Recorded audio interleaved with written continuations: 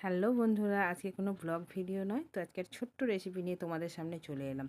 এই কনকনে ঠান্ডায় দেখো পুকুরের জলে নেবে আমি ঝিনুক কুড়াচ্ছি। তো ঝিনুকের রেসিপি নিয়েই চলে এসেছি, কিভাবে আমি বানাবো প্রথম থেকে শেষ পর্যন্ত দেখো। আশা করছি ভিডিওটা তোমাদের ভালো লাগবে। প্রথমে দেখলে তো আমি কিভাবে পুকুরের জলে নেবে ঝিনুকগুলো কুড়ালাম, তারপরে কুড়িয়ে নিয়ে এসে দেখো এইভাবে দেখো মানে ছাড়াতে হবে ঝিনুকের ভেতর থেকে মানে মাংসটা।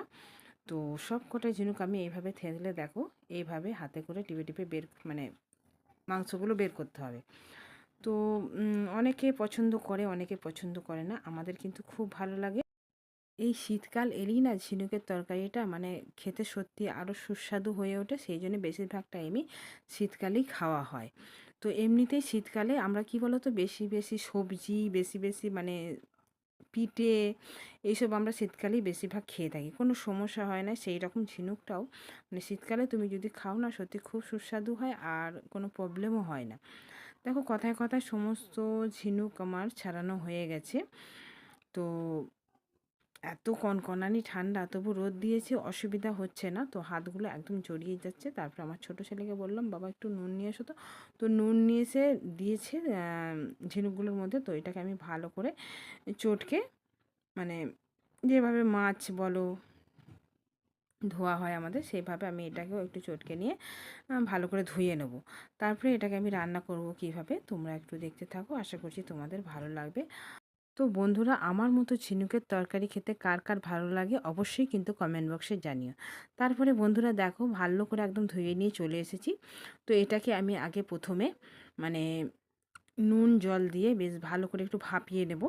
তো দেখো কড়ার মধ্যে আমি দিয়েও দিয়েছি ঝিনুকগুলোকে, তার এর মধ্যে আমি জল নুন অ্যাড করে মানে 2-3 মিনিটের জন্য ফুটাতে দেব।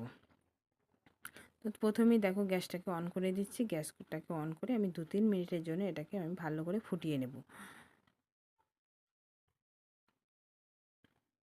তারপরে দেখো আমি ওই ঝিনুকগুলো রান্না করার জন্য আমি কি কি এখানে রেডি করেছি।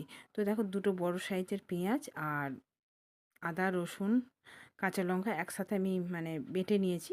তারপরে আর সাদা তিল দিয়েছি জানো। তো সাদা তিল দিয়ে বানাবো। তো পোস্ত হলে ভালো হতো, কিন্তু পোস্ত নেই বাড়িতে, সাদা তিল ছিল, সেটা দিয়ে আমি আজকে এটাকে বানাবো। তারপরে দেখো ঝিনুকগুলো ভাপানো হয়ে গেছে। তো এটাকে আমি মানে পেতের মধ্যে ঢেলে জলটা ঝরিয়ে নিচ্ছি ভালো করে।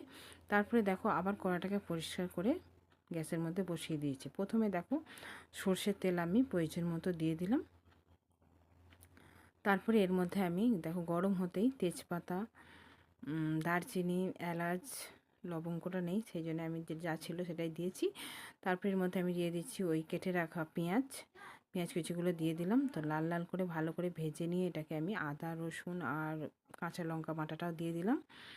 তো এইভাবে আমি ভালো করে মশলাটা কষে নেব।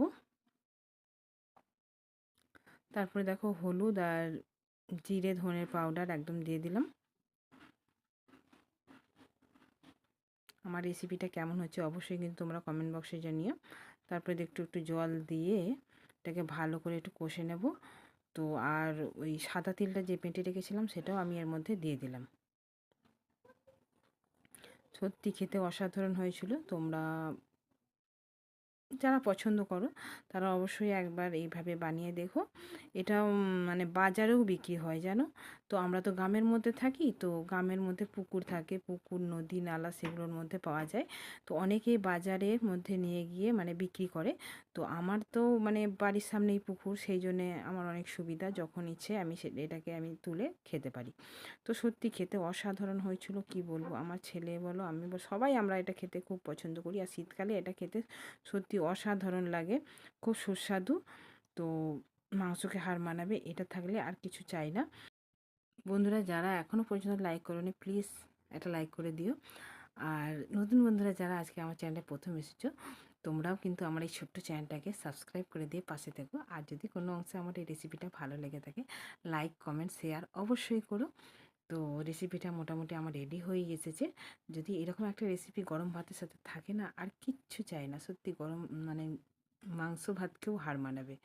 অসাধারণ হয়েছিল খেতে, কি বলবো তোমাদেরকে, মানে বোঝাতে পারবো না। তো সঙ্গে থাকো, দেখো রেসিপিটা। তো জল দিয়ে দিয়েছি, জল দিয়ে এবার 5 মিনিট মতো ফুটিয়ে নেব, তারপরে একদম রেডি হয়ে যাবে আমার একদম সাদা তেল দিয়ে একদম সুস্বাদু ঝিনুকের তরকারি।